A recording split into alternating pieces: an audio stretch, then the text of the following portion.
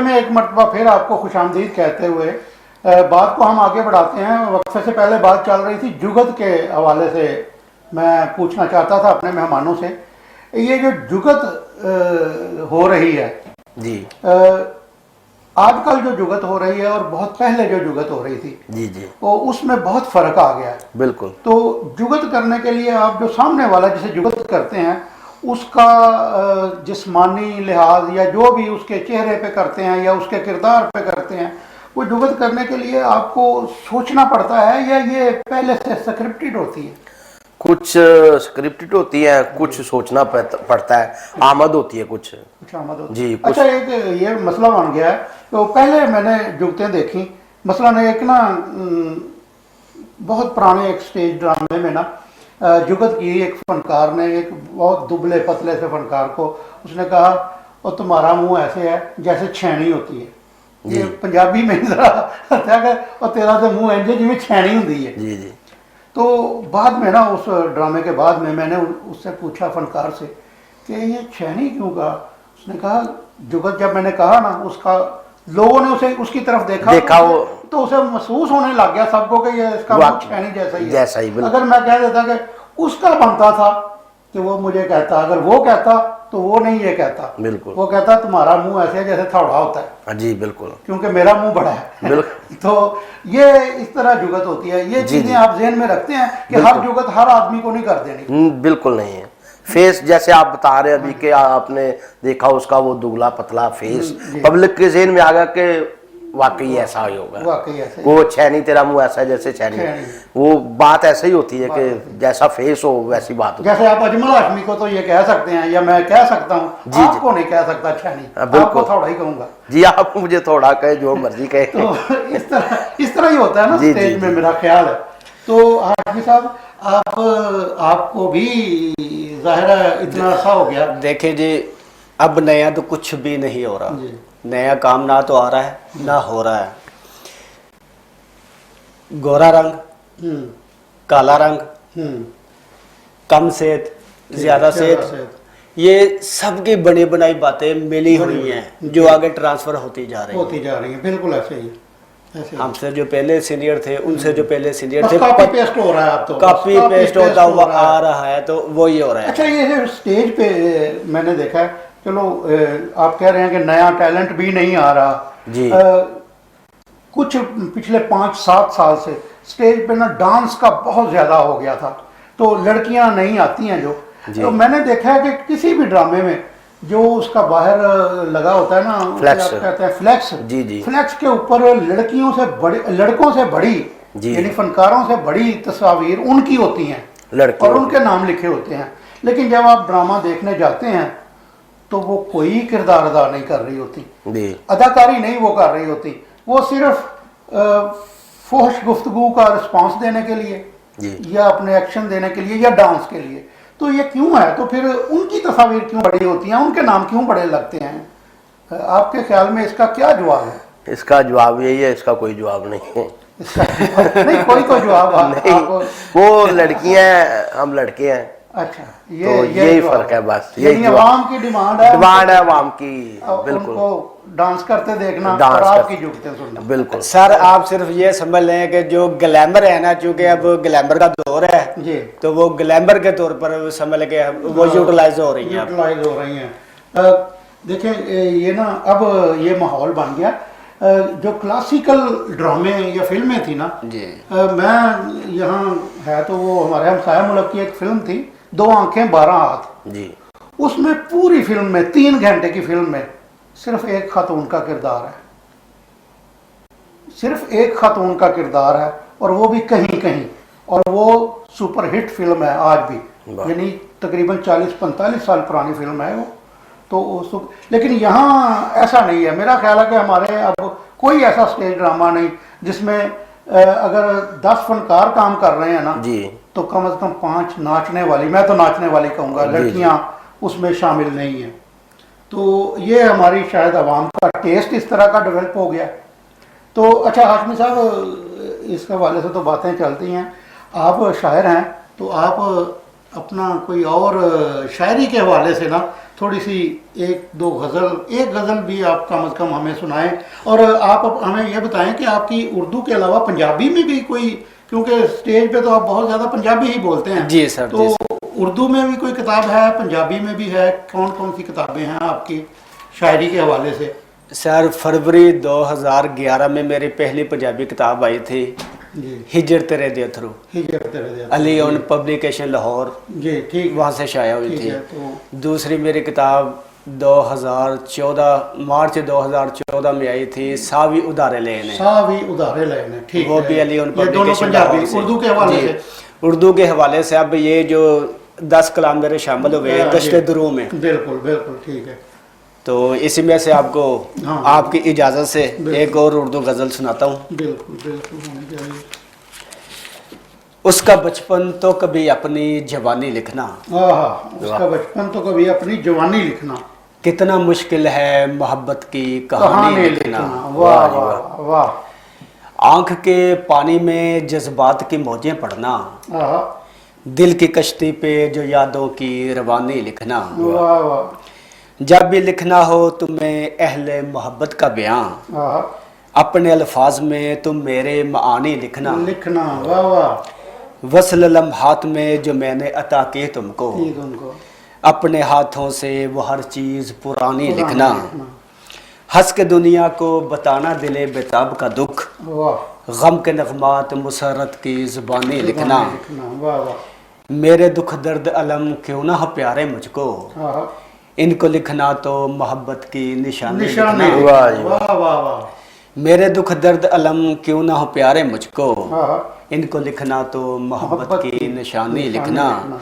मैंने रोका भी इसे इश्क न करना पागल, आहा, मैंने रोका भी इसे इश्क न करना पागल, पागल। लेकिन इस दिल ने मेरी एक भी न मानी लिखना। लिखना, वाह हिजर मौसम हो कि हो वसल की बारिश उजमल, वाह।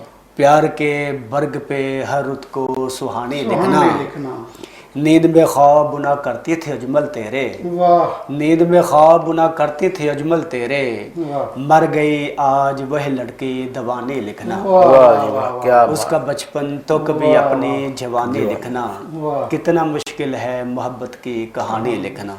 शुक्रिया। वाह जी वाह, अच्छा, क्या वो बात। दूसरी गज़ल भी आपने सुनाई तो दोनों इश्किया तर्ज की आपने गज़लें सुनाई हैं।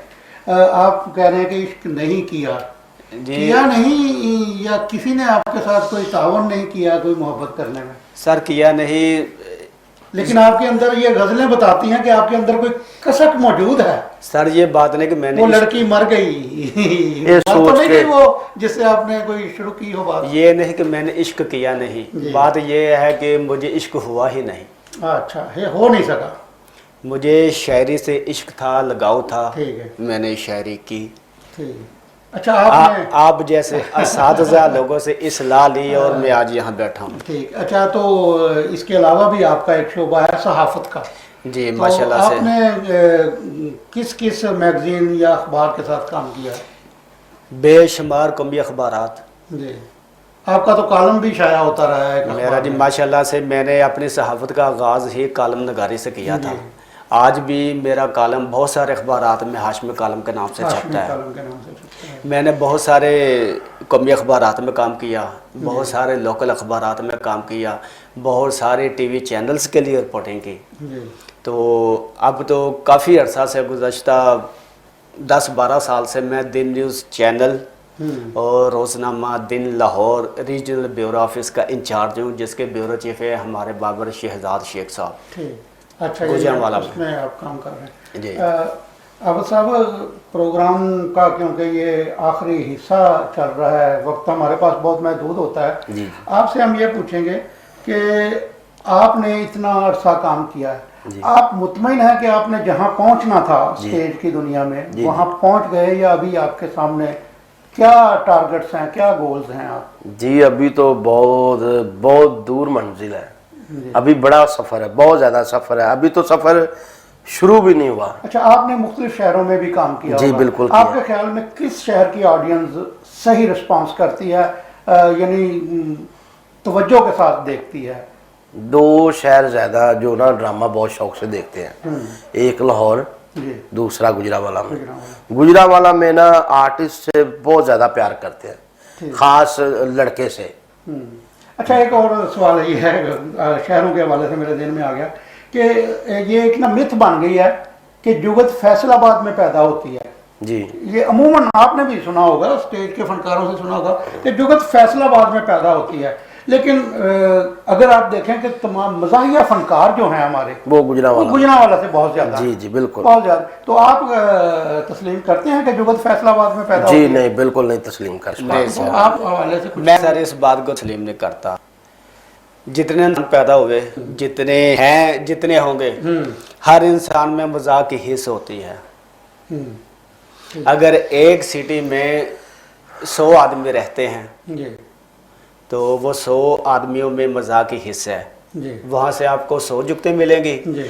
एक सिटी में 10 लोग रहते हैं, वहाँ से आपको 10 जुगते मिलेंगे। यानी आपका ख्याल है कि वो आबादी के लिहाज से, उसी लिहाज से शहर है, हाँ। तो उस हवाले से वैसे भी ये जुगत का ताल्लुक ना खुशहाली से है।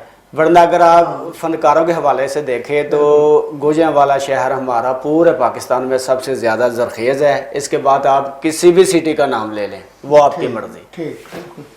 नाज़रीन, दोनों मेहमानों से हमने बहुत गुफ्तगू की, बहुत अच्छा आप तक इनके ख्यालात पहुँचे होंगे।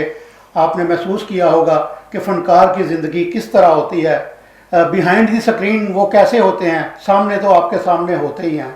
लेकिन मेरा आपसे यहाँ एक दरख्वास्त भी है, एक पैगाम भी है आपको कि जुगत का ताल्लुक खुशहाली से होता है। हम लोग कह रहे हैं कि जुगतें या तंज़ो मज़ा कम होता जा रहा है।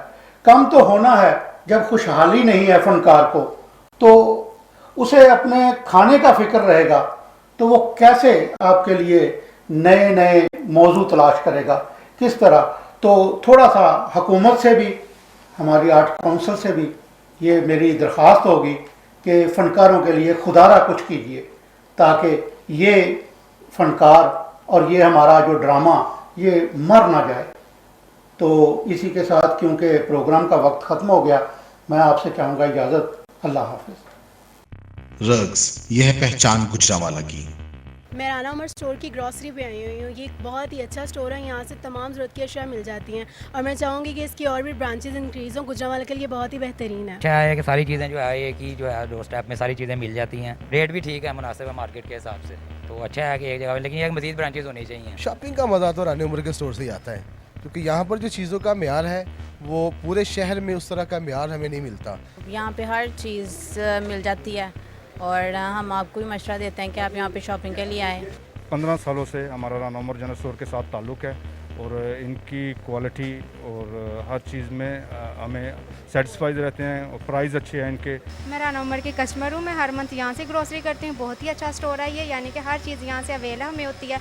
हम जब भी आते हैं राना उमर जनरल स्टोर पर ही आते हैं। मैं दूसरों को भी कहूँगी, सबको कहूँगी कि राना उमर जनरल स्टोर पर ही आएँ, इधर सब कुछ मिल जाता है। इजी भी रहता है, हमारे करीब है और बहुत अच्छी शॉपिंग है और सबसे बड़ी बात ये हर चीज़ यहाँ रीज़नेबल है।